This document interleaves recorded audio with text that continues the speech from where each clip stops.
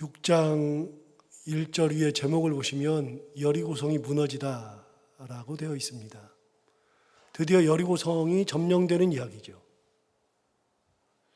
그런데 조금 이상한 것은 여리고성이 무너지는 이야기가 6장에 나온다는 겁니다. 하나님께서 여호수아를 모세의 후계자로 삼으시고 하나님이 은혜 주셔서 강하고 담대하라 말씀하셨고 내가 너와 함께 한다 말씀하셨죠.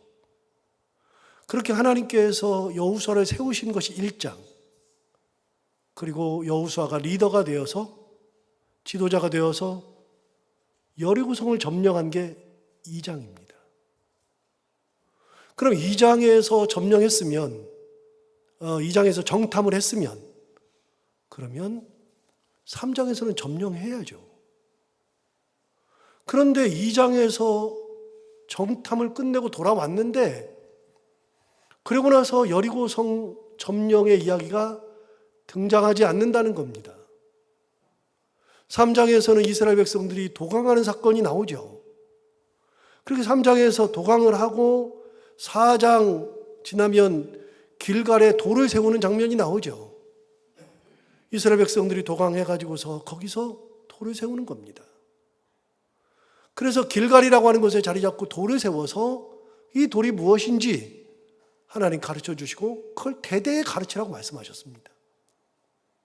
어제와 그제 봤던 것처럼 5장에서는 이스라엘 백성들이 길갈에서 여리고성을 점령하는 대신에 거기서 할례를 베풀고 유월절을 지켰습니다.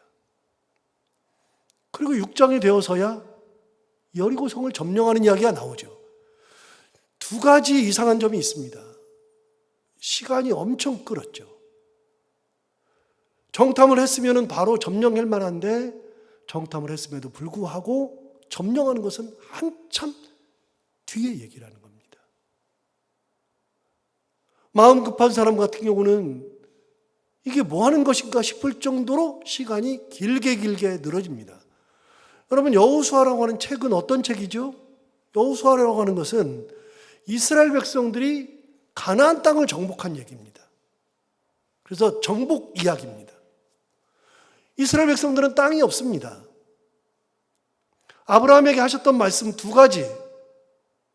너에게 큰 자손을 주리라. 큰 민족을 만들어 주리라. 두 번째, 땅을 주리라. 아브라함에게 하셨던 말씀. 그리고 이삭에게도 동일한 말씀. 야곱에게도 동일한 말씀. 그렇게 큰 자손을 주어 민족을 만들어 준다고 하셨던 하나님의 약속. 그리고 땅을 준다고 하는 하나님의 약속이 500년간 지켜져 본 적이 없잖아요. 이스라엘 백성들에게 아브라함에게 하나님이 약속하시는 큰 민족을 만들어 주리라. 달랑 한 명 있는데 무슨 민족이에요? 아브라함이 자식을 낳았는데 아브라함이 이삭을 낳은 게 전부입니다.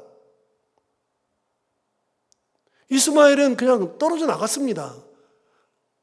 아브라함이 큰 민족 만들어준다고 그랬는데 민족은커녕 자기 대에서 뭐 한 30명 낳아야 되는데 30명 낳기는커녕 자기가 낳은 아들이 딸랑 또 하나입니다. 이삭도 야곱과 에서를 낳았지만 에서 떨어져 나가고 다시 또 하나입니다. 여러분, 민족을 준다는 약속이 쉽게 이루어지지 않습니다. 500년간 지켜지지 않았습니다. 그런데 이스라엘 백성들이 애굽으로 갔거든요. 애굽에서 종살이하면서 종살이하니까 이 애굽의 민족 거기에서 고생 엄청 하고 아니 큰 민족을 만들어준다 그러더니 왜 애굽으로 보내느냐? 이 얘기는 내가 많이 했으니까 넘어가기로 하고요. 애굽으로 가야지 큰 민족이 되니까요. 거기서 큰 민족을 500년 만에 이루어서 출애굽할 때 장정만 60만 명이 됐습니다. 500년 만에. 하나님의 약속이 500년 만에 이루어지잖아요. 그래서 이스라엘 백성들이 출애굽을 했는데 출애굽을 해가지고서 광야로 나오는데 이스라엘 땅이 어디 있어요? 자기네 땅이. 그래서 하나님이 땅을 주시는 그것이 바로 여호수아 아닙니까? 정복 전쟁해가지고 땅을 갖게 되는 거잖아요. 그렇게 땅을 가질 것 같으면 여호수아가 24장까지면은 빨리빨리 정복전쟁 해가지고서 막 기록을 해야죠. 전부 다 여호수아가 어떻게 정복했고 그런 얘기를 막 기록을 해야죠. 얼마나 급해요. 그런데 6장에서야 처음 정복전쟁입니다. 급해요? 하나님은 안 급합니다. 하나님은 전혀 급하지가 않습니다. 성경을 보면서 배우는 것 중에 하나는요, 우리만 급하지 하나님은 급한 적이 없습니다. 뭐가 안 이루어진다고 엄청 급해요. 언제 주실 거예요? 왜 안 돼요? 그러는데 우리만 급해요. 하나님은 하나도 안 급합니다. 하나님의 때가 있습니다. 저는 모세를 보면서 깜짝 놀랐던 것이요. 여러분, 모세를 하나님께서 준비시키는데 길게 보면 500년 준비한 겁니다. 길게 보면. 모세라는 사람을 500년 준비해서 세운 겁니다.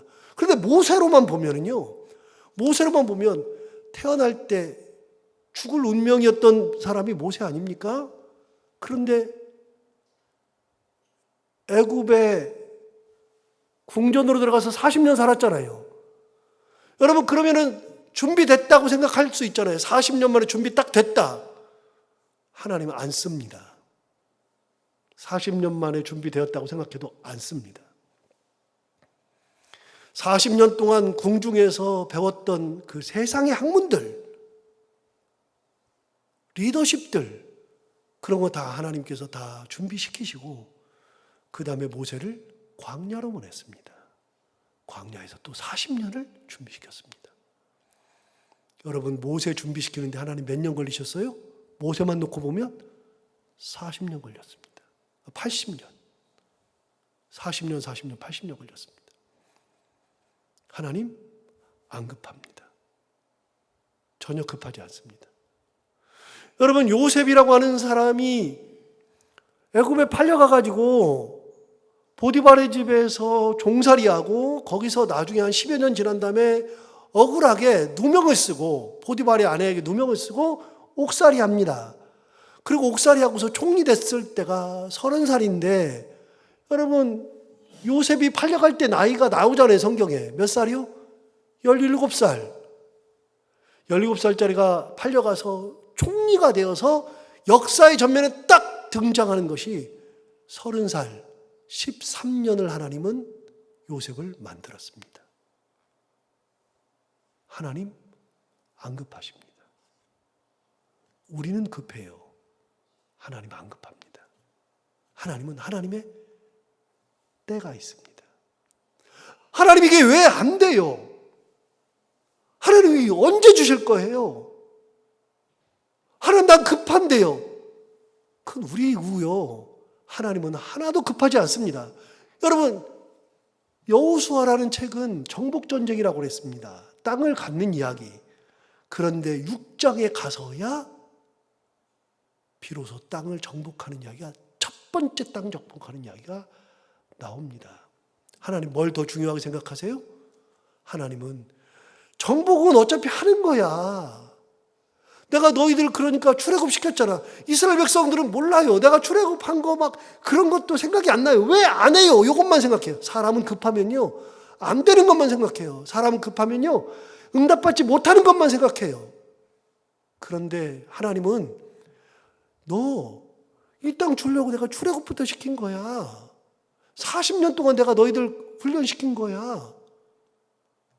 그리고 여러분, 정복전쟁보다 더 중요한 것은 할례가 더 중요한 거예요.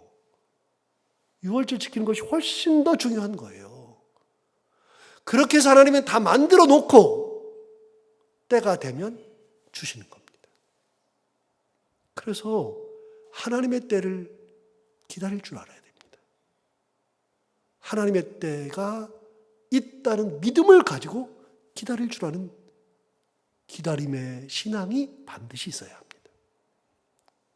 다 주세요. 다 응답하세요. 때가 되면 하나님 반드시 응답하셔요. 여러분, 우리가 인생을 살면서 다 경험하잖아요. 경험했는데 인생을 살면서 경험했을 때 우리 좌절도 하고 힘드는 것도 있고 안 되는 것도 있고 뭐 풀리지 않아가지고서 괴로운 것도 있고 뭐 그런 것들이 있잖아요. 그런데 지금 와서 생각해 보면 그런 생각이 안 난다니까요. 그런 일이 있었는지도 모른다니까요. 그때 눈물을 흘리면서 기도했던 것도 모르고 다 지나간다니까요. 어느 순간에 하나님 다 역사하셨거든요. 그때는 급했는데 하나님 역사하셨거든요. 기다릴 줄 아는 믿음이 있어야죠. 여러분, 이게 여리고성 점령에서 가장 중요한 얘기입니다. 성경도 안 읽었습니다, 저.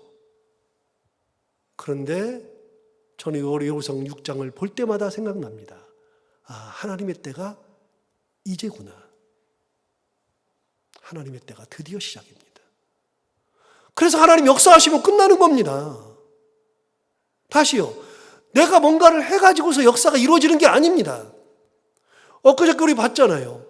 여러분, 요단 서쪽에 있는 아모리 사람들의 모든 왕들, 해변의 가나안 사람의 모든 왕들이 여호와께서 요단물을 이스라엘 자손들 앞에서 말리시고 우리를 건너게 하셨음을 듣고 마음이 녹았고 이스라엘 자손들 때문에 정신이 잃었다.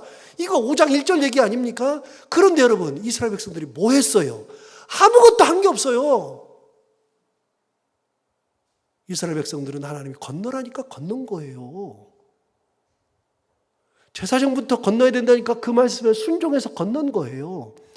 그렇게 건넜는데 아무것도 한 거 없는데 이미 가나안 땅에 있는 모든 왕들이 그것 때문에 마음이 녹았고 간담이 서늘하고 이미 끝난 겁니다. 아무것도 안 해도 돼요. 하나님의 역사를 기다릴 줄 아는 믿음, 하나님의 말씀대로 순종하는 믿음, 그 길을 가면 내가 뭔가를 해서 역사가 이루어지는 것이 아니라 하나님의 말씀을 따라가면 역사는 이루어지는 겁니다. 반드시. 하나님께서 움직이시니까요. 여리고성 6장이어도 상관없습니다. 16장이어도 상관없습니다. 하나님께서 움직이실 때가 있고요. 움직이시면 반드시 무너집니다. 지금이 그때입니다. 지금이. 자, 두 번째 중요하게 생각해야 되는 게 하나 있습니다. 여러분, 다른 거는 뭐 다 보기 그렇고요. 여기 여러분 성경을 다 아니까 성경을 읽지 않고 그냥 설명하겠습니다. 여러분, 여리고성을 무너지는 방법을 하나님께서 여호수아에게 말씀하셨어요. 읽으면 기니까, 오늘 본문이 기니까 그냥 읽지 않고 넘어갑니다. 여러분, 여호수아를 비롯한 이스라엘 백성들이 여리고성을 무너지는 방법 여러분 다 알죠? 어떻게 하라 그랬어요? 제사장들이 이 언약궤를 메고 앞장서서 가면 그 뒤를 이스라엘 백성들이 따라가는 겁니다. 그렇게 해서 매일마다 한 번씩 돌고 자기 진영으로 돌아오는 거죠. 며칠 동안요? 6일 그렇게 했죠. 마지막 7일째는 어떻게 해요?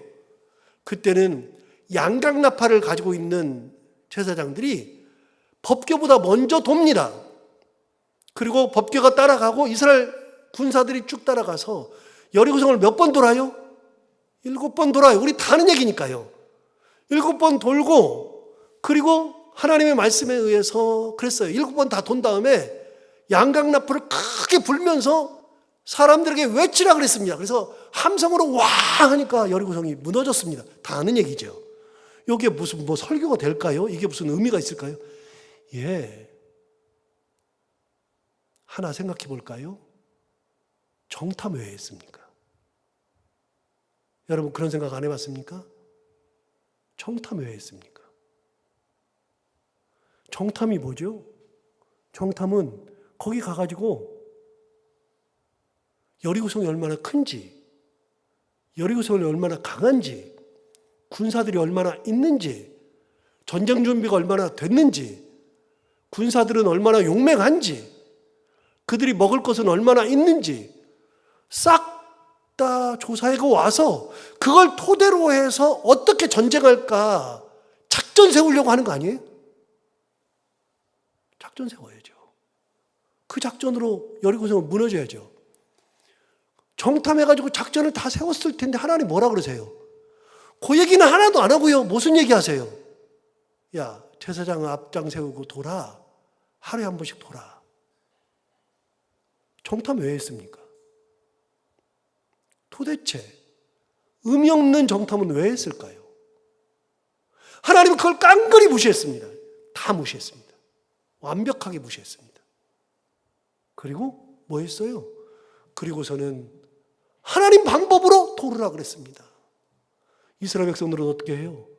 그대로 순종했습니다. 이렇게 생각 안 들어요? 제가 만약에 여호수아라 그러면 하나님, 그러면은 정탐하려고 그럴 때 가지 말라 그러죠. 저는 물을 것 같아. 여러분 안 그래요?